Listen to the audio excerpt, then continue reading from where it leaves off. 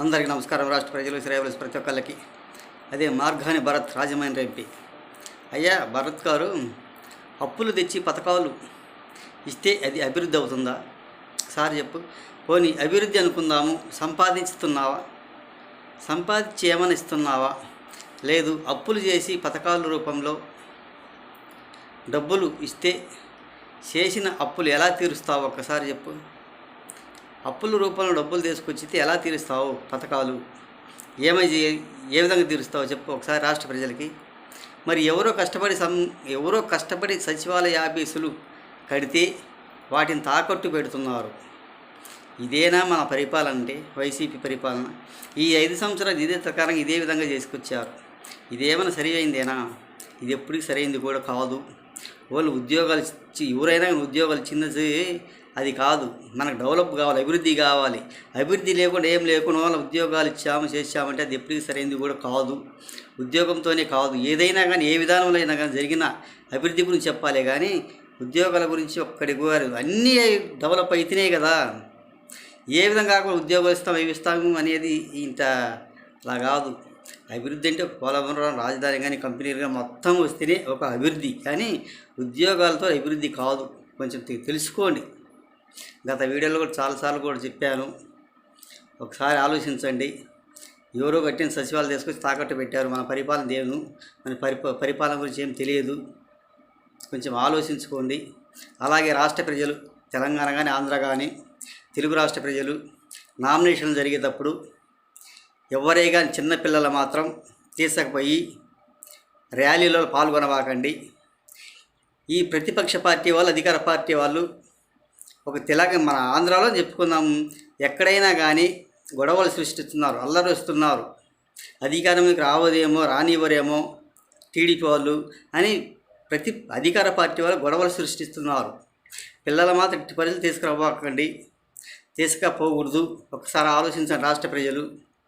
తెలంగాణ అయినా ఆంధ్ర అయినా కానీ, మన ఆంధ్రాలో ఎక్కువ శాతం గొడవలు జరుగుతున్నాయి. తెలంగాణలో కూడా తెలుసు, చుట్టుపక్కల రాష్ట్రాల్లో మొత్తం తెలుసు మన ఆంధ్ర పరిస్థితి. ఒకసారి ఆలోచించుకోవాల్సిందిగా. ఇదేం నామినేషన్లు కానీ ఒక కక్షపూర్వకంగా నామినేషన్లు అధికారంలోకి రావాలని చేస్తున్న పని కానీ గలాటలు అయితాయి, ఎదురెదురుపడి కొట్టుకుపోతారు. అలాంటిది ఏం లేకుండా స్వచ్ఛగా నామినేషన్లు వేసుకోవాలి. ఈరోజు ఒక పార్టీ వాళ్ళు రేపు ఇంకొక పార్టీ వాళ్ళు వేయండి, రోజు మార్చి రోజు. అంతేగాని 2 పార్టీలు ఒకే కదిటగా ఎదురెదురుపడి డీడీ తగులుకొని కొట్లాటలు మాత్రం కాదు.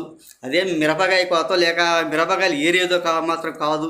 ఏదో పోతే 300-400 వస్తాయిలే.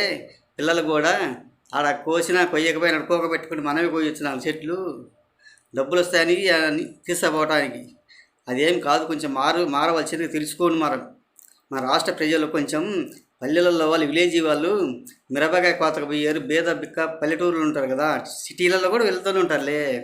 ఎక్కడైనా కానీ కొంచెం తెలుసుకోవాల్సిందిగా. అవి డబ్బులు ఇచ్చేవి మాత్రం కాదు. రేపు ఏదైనా జరిగినా కానీ ఎవరు ఏమి పెట్టరు మీకు. అదిగో చిన్న రాయి తగులుకుందానికి ఎంత రామాయణం చేసి వాళ్ళ తల్లిదండ్రులు కూడా కనపడకుండా చేస్తున్నారంట ఆ పిల్లని. అతని పేరు ఏదో ఉంది అక్కడ. అలాంటిదే కాకుండా అతన్ని కూడా చూపించడం లేదా, కొంచెం చూపించండి వాళ్ళకి, తల్లిదండ్రులకి. అది ఎంతవరకు సహజమో ఏమో మరి తెలియని పరిస్థితి. కొంచెం తల్లిదండ్రులకు చూపించండి. మన రాష్ట్ర ప్రజలు కూడా కొంచెం నామినేషన్లు వేసే దగ్గరికి పిల్లల్ని తీసుకుపోబాకండి. వెళ్తే మీరు పెద్దలు స్లీప్ లిక్కర్లు డబ్బులు ఇస్తే తీసుకోండి, స్లీప్ లిక్కర్ తాగండి. వాళ్ళు మద్యం ఊరకనే ఇస్తారు. ఇప్పుడు ఎలక్షన్ మూమెంట్ ఉచితంగా ఇచ్చేస్తారు. అంటే అంత ఇసిరి పారేస్తారు వాళ్ళు. మద్యం తాగండి, కానీ పిల్లలు మాత్రం తీసుకోపోకండి. మీ పిచ్చి అటువంటి పిచ్చి ఉంటుందన్నమాట పార్టీలకి. ఇది మిరపకాయ కోత కాదు, మిరపకాయ ఏరేది మాత్రం కాదు. కొంచెం తెలుసుకోవాల్సిందిగా పిల్లల్ని తీసుకోపోకుండా చేయండి. నా ఎస్సీ, నా ఎస్టీ, నా బీసీ, నా ఓసీ ఏదో రకరకాలు చెప్తున్నాడు. వాళ్ళకి ఏమన్నా ఒక 50% ఇల్లు ఇచ్చి అభివృద్ధి చేశారు ఏమన్నా మీ వైసీపీ వాళ్ళు? మరి చూపిస్తే పలానా వాడు చూపించండి. ఎక్కడే కానీ ఎక్కడ బిల్డింగ్లు అక్కడ మీ జగన్న బిల్డింగ్లు ఏది ఇచ్చారు కదా, ఆ బిల్డింగ్లు ఎక్కడెక్కడ ఆగిపోయినాయి. కొండల మీద, ఎక్కడ చూసిన కొండల మీద ఊరు ప్రాంతాలు మాత్రం ఇయ్యలేదు. శవాల గడ్డన చూపిస్తారన్నమాట ఫ్లాట్లు. ఎక్కడైనా కానీ చాలా చోట్ల కూడా చూసాను నేను. అది ఎక్కడే కానీ ఇచ్చిందంటూ ఏం లేదు. కొంచెం మన రాష్ట్ర ప్రజలకు తెలుసుకోండి పరిపాలన గురించి.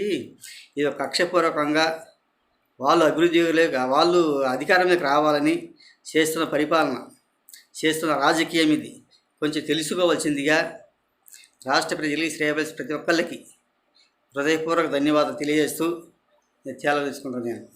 జాగ్రత్తగా మీ ఇష్టం ఎట్టి పరిస్థితుల్లో కానీ పిల్లలు మాత్రం తీసపోబాకండి, తీసపోకూడదు.